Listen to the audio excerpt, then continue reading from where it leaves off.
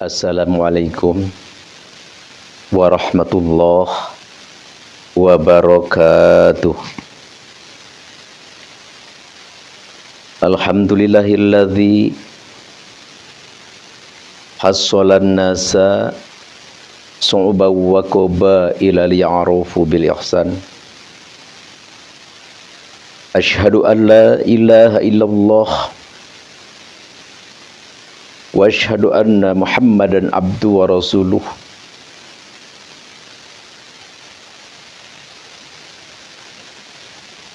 La haula wa la quwwata illa billahil aliyyil azim. Allahumma sholli wa sallim wa barik ala sayyidina Muhammadin nabil ummi wa ala alihi wa sahbihi ajma'in, amma ba'd. Falaqad qala Allahu ta'ala fil Qur'anil Karim, a'udzu billahi minasy syaithanir rajim. Bismillahirrahmanirrahim. Ud'u ila sabili rabbika bil hikmah wal mau'izatil hasanah wajadilhum billati hiya ahsan. Al-ayah. Wallahu a'lam bimuradi bidzalik. Wa qala nabiyyu sallallahu alaihi wasallam, thalabul ilmi fariidatun ala kulli muslimin wa muslimatin. Al-hadits. Dengan izin Allah Subhanahu wa taala, alhamdulillah kita bisa bertemu kembali, berkumpul, bermuajahah, bersilaturahim di acara yang sudah rutin kita adakan. Itu acara berbagi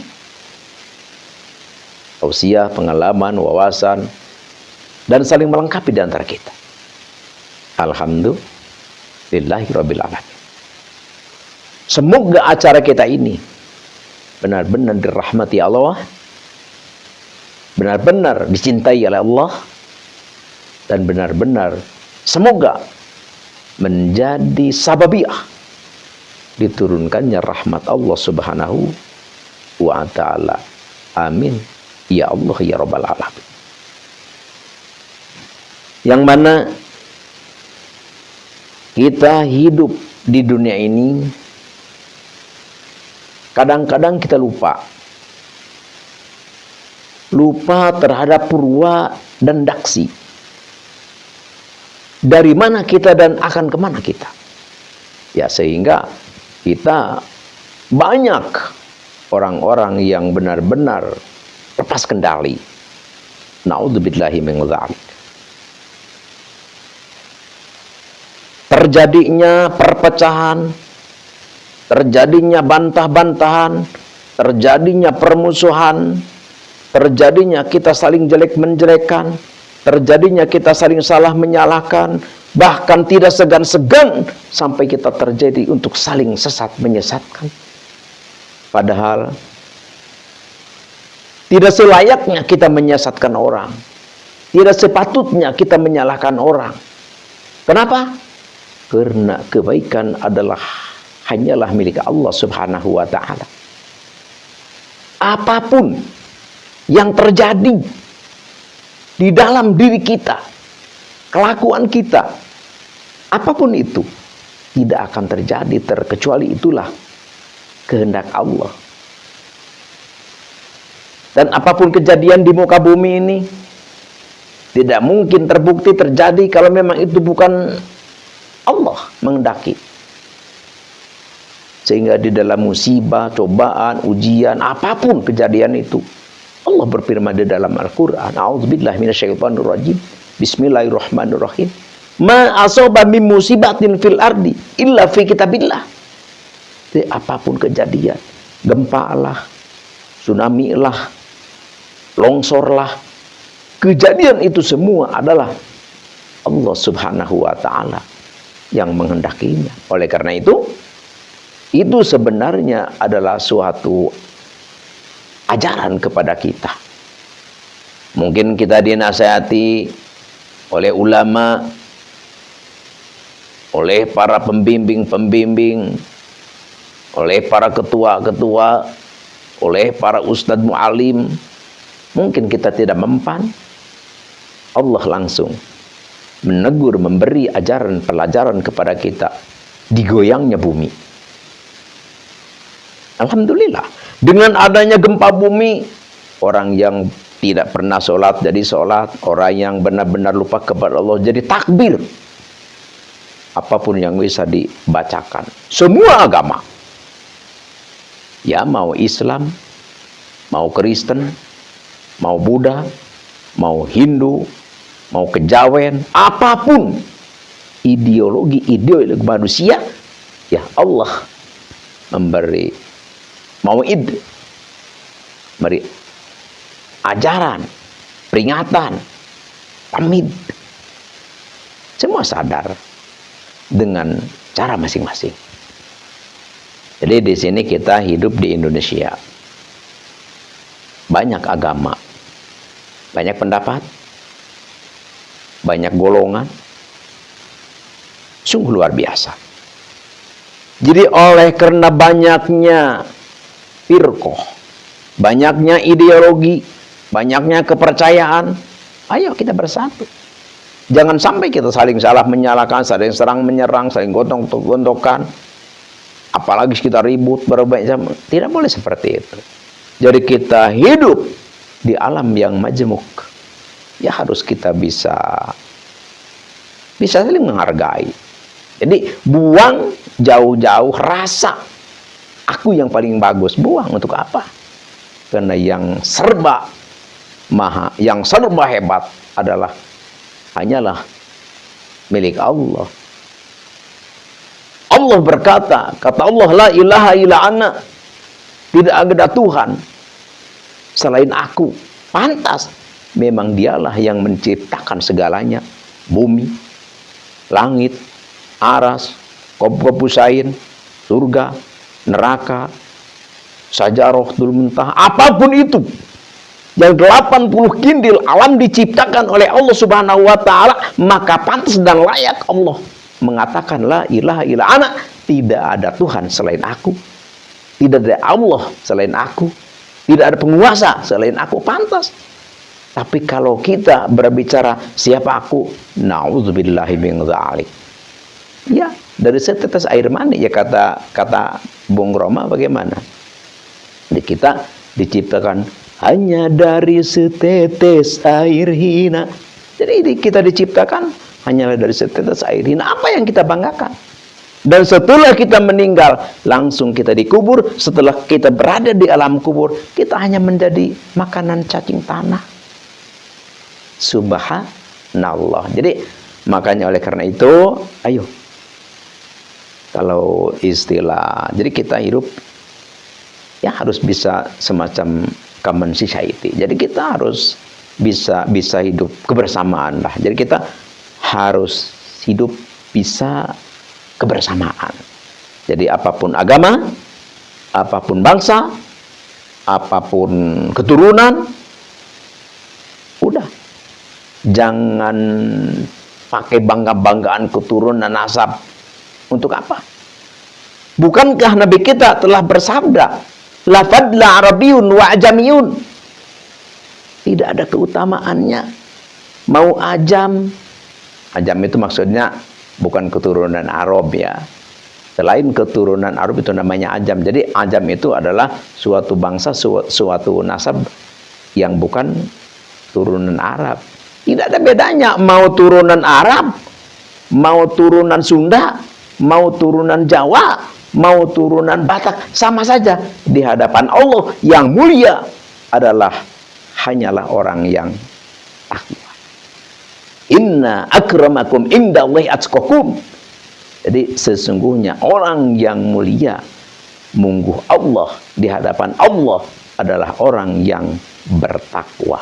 Walaupun kita keturunan Arab sekalipun, tapi kalau kita durhaka kepada Allah, kita jauh kepada ajaran Allah, tidak ada artinya. Tapi walaupun kita keturunan seorang Badui ya, Maksudnya bahwa itu adalah keturunan orang pedalaman lah gitu kan, yang tidak tahu apa-apa. Tapi kalau kita bertakwa kepada Allah, beriman kepada Allah, itulah yang mulia. Jadi mulianya manusia bukan karena nasab, terhormatnya manusia bukan karena dunia ataupun kepangkatan yang macam-macam.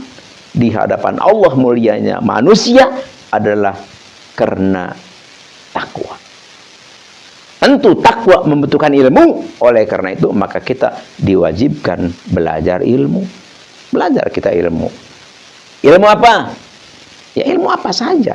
Ya terutama kita harus belajar ilmu agama, karena kalau kita tidak belajar ilmu agama, bagaimana kita ingin menyembah Allah? Kita tidak bisa. Sholat ya kita harus belajar agama. Terus misalnya ngaji Quran ya harus kita belajar agama. Kalau kita tidak belajar ngaji, ya mana mungkin kita bisa baca Al-Quran, bisa baca Alkitab kuning. Mana mungkin kalau kita tidak belajar. Makanya ayo belajar dan belajar. Dan belajar itu pun hukumnya wajib. Kalau kita tidak belajar, kita berdosa besar.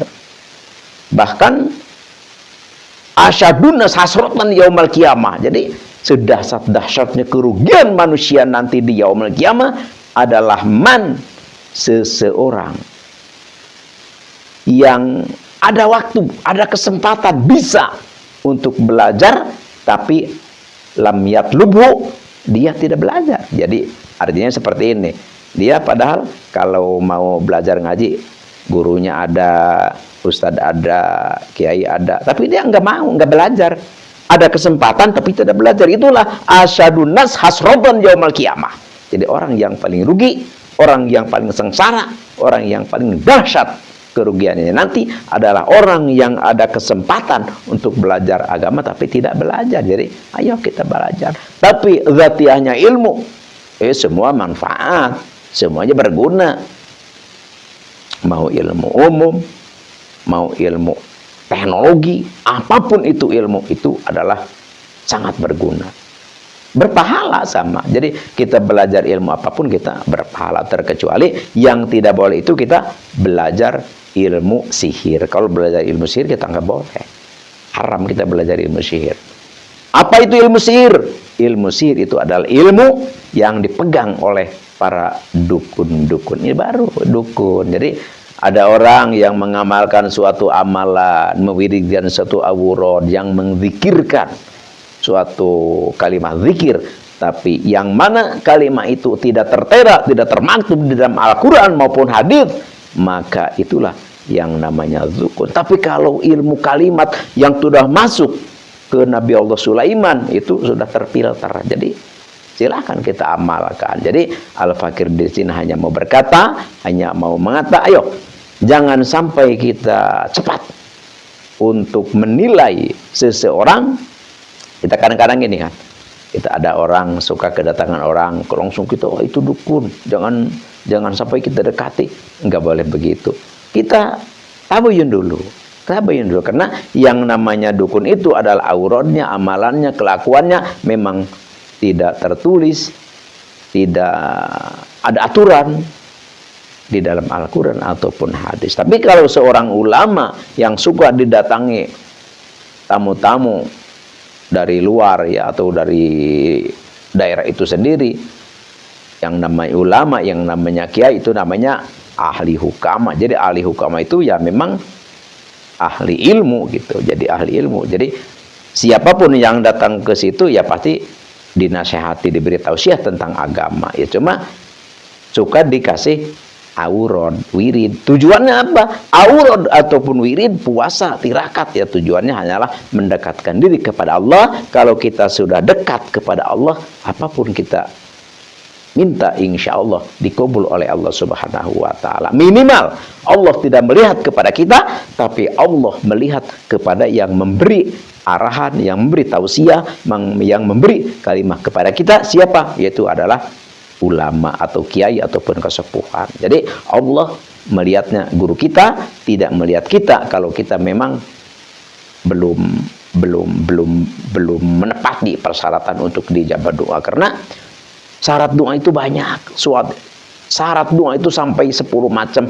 Jadi kalau kita benar-benar ingin sesuai dengan anjuran, peraturan kita berdoa, ya kalau Al-Fakir Bata di dalam kitab Bugyatul Mustarsyidin, ya. Jadi syarat berdoa itu ada 10. Ya minimal kita ya harus bertaubat, harus banyak baca sholawat, harus kita benar-benar tafwid, benar-benar kita pun mengerti yang kita baca itu kalimat itu. Jadi banyak syarat. Jadi kadang-kadang syaratnya pun kita tidak tahu. Oleh karena itu kita datang pada ulama, oleh kiai, oleh sepuh kita dikasih caranya gini. Jadi seandainya kita tidak bisa mengikuti apapun yang disarankan, yang diberikan, yang ditausiahkan kepada kita oleh guru, oleh ulama kepada kita, ya minimalnya Allah melihat kepada guru kita. Tentu guru kita, sepuh kita yang didatangi kita, tentu dia insya Allah sudah dekat kepada Allah Subhanahu wa Ta'ala. Jadi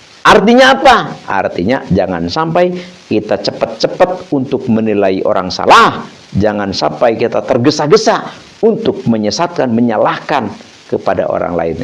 Makanya Al-Fakir sering bilang, ayo kita belajar. Karena ilmu Allah sangat luas.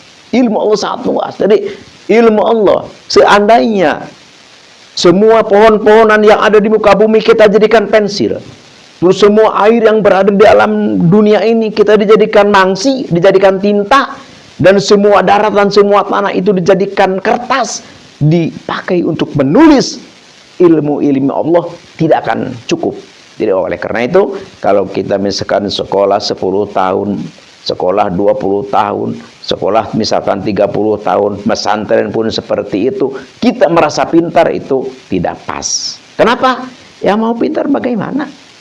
Karena Allah pun telah menyatakan, Bismillahirrahmanirrahim, wa ma utitu minal ilmi illa qalila.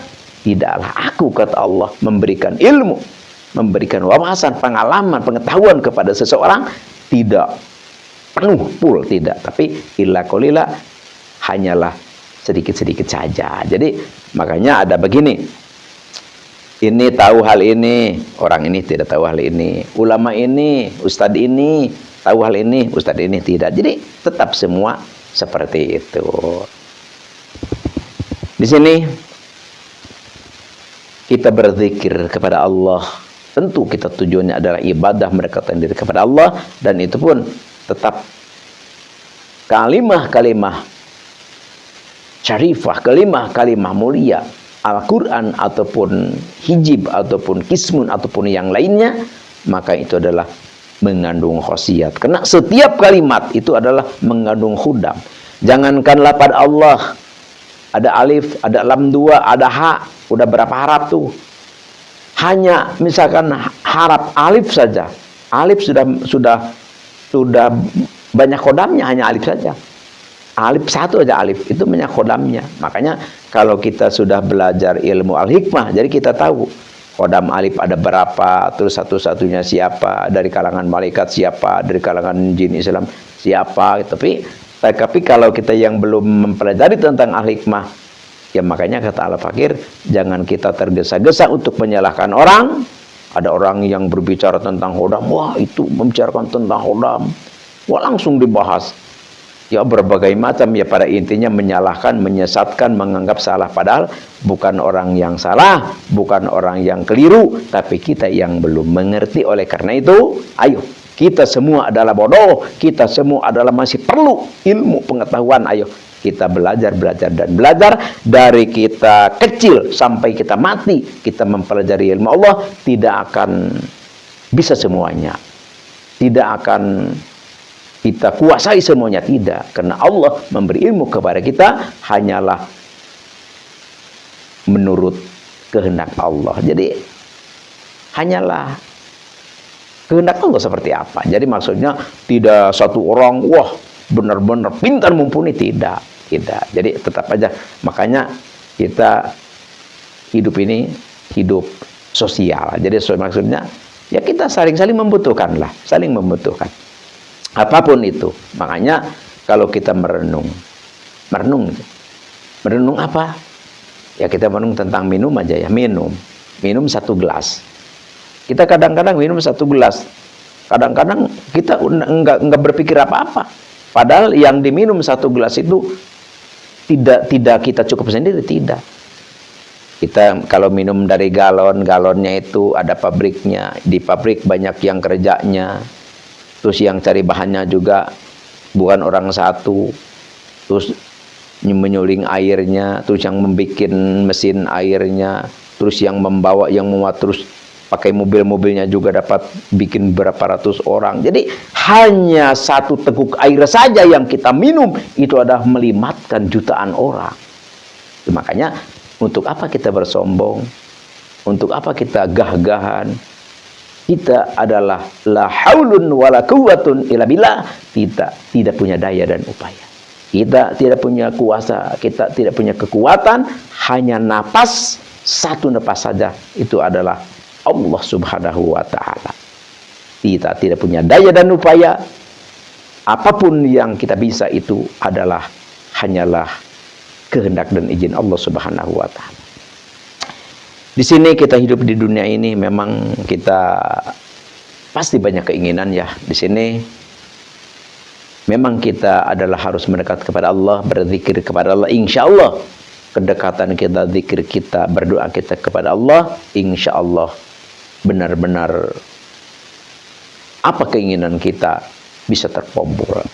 Apa kalimat itu yang kita zikirkan, yang kita urodkan, yang kita amalkan, yaitu adalah kalau kita punya banyak keinginan, punya banyak hajat, punya banyak tujuan agar ingin cepat terlaksana, ingin terwujud dengan sempurna, tiada lain, tiada bukan, kita harus mendekat kepada Allah. Jadi caranya mendekat kepada Allah yaitulah kita sholat, dan setelah sholat kita bertaubat kepada Allah dan kita meminta kepada Allah. Ya tentu kita minta kepada Allah, ya jelas kita harus pertama ya kita berzikirlah, berzikir sambil kita mengenang dan meminta dan meratap kepada Allah Subhanahu wa taala. Jadi yang kita baca, yang kita wiridkan itu adalah kalimatnya Ya Latif, Ya Latif, Ya Latif, Ya Latif. Jadi Ya Latif itu adalah Asmaul Husna. Jadi Asmaul Husna ya. Ya Latif, Ya Latif. Berapa kali? 25.000 kali Ya Latif, Ya Latif, Ya Latif, Ya Latif. Terus setelah beres Ya Latif, Ya Latif 25.000 ditutup dengan Allahu latifum bi ibadi yarzuqu may yasha wa huwal azizul hakim, itu 111. Jadi itu di wiridnya mau siang mau malam silakan, yang penting kita sambil puasa 7 hari. Setelah beres kita berdoa kepada Allah. Apapun yang kita minta, apapun yang kita inginkan, yang kita cita-citakan, insya Allah minta kepada Allah, insya Allah diwujudkan oleh Allah Subhanahu wa taala, dikabul oleh Allah Subhanahu wa taala dengan cepat. Tapi sebelum kita membaca itu aurat berzikir, kita baca dulu hadarat. Hadaratnya seperti ini. A'udzubillahi minasyaitonirrajim. Bismillahirrahmanirrahim. Ila hadratin nabiyina wa habibina wa syafiina wa maulana Muhammadin sallallahu alaihi wasallam ma'al Fatihah. Wa ila hadrati suratanil auliya wa qutbil gausi wa muhisunati wadin imamina wa qudwatina wa sayyidina Syabdul Qadir al-Jilani qadasallahu sirra al-Fatihah. Wa ila hadrati jami'i ulama illahi ta'ala fil masyariq wal maghrib wa khususan ila hadrati Syekh Ustadz Sayyid Asdamilu Afghanistan wa khususan hadrat Syekh Ustadz man ajajani hadza wa khususan ila hadrati abi wa ummi syai'ulillahumul Fatihah. Jadi Al-Fakir selalu mengingatkan, takut lupa. Jadi setiap kita mengatakan Al-Fatihah, ya suka Al-Fatihah, Al-Fatihah itu baca Alhamdu atau surat Al-Fatihah 1 kali, itu dari Alhamdu sampai waladhdallin, baru kita wiridkan yang tadi itu. Ini Al-Fakir ijazahkan untuk siapapun yang mendengarkan, yang menemukan surah Al-Fakir. Al-Fakir ijazahkan secara amah, Al-Fakir ridho lillahi ta'ala. Dan Al-Fakir sarankan atau Al-Fakir juga peringatkan, yang mau mengamalkan silahkan ucapkan qabilatu, nanti oleh Al-Fakir disambungkan dari sini atau ditawassukan dari sini. Dan jangan lupa yang belum subscribe ya, yang baru mampir ke channel Asdamillah ini, Jangan lupa untuk subscribe dan komen ya, bertanya yang kira-kira kurang jelas ataupun apapun itu. Terus juga share, bagikan video ini kepada siapapun Anda, itu adalah saudara, kenalan, keluarga, supaya kemanfaatannya lebih ammah, lebih bermanfaat. Insya Allah meng-share, membagikan video ini menjadi amal ibadah kita, akan ketemu oleh kita dunia maupun akhirat. Sekian demikian, terima kasih. Inna Allah ma'ana. Al-afu minkum wabillahi taufiq wal hidayah. Wassalamualaikum warahmatullahi wabarakatuh.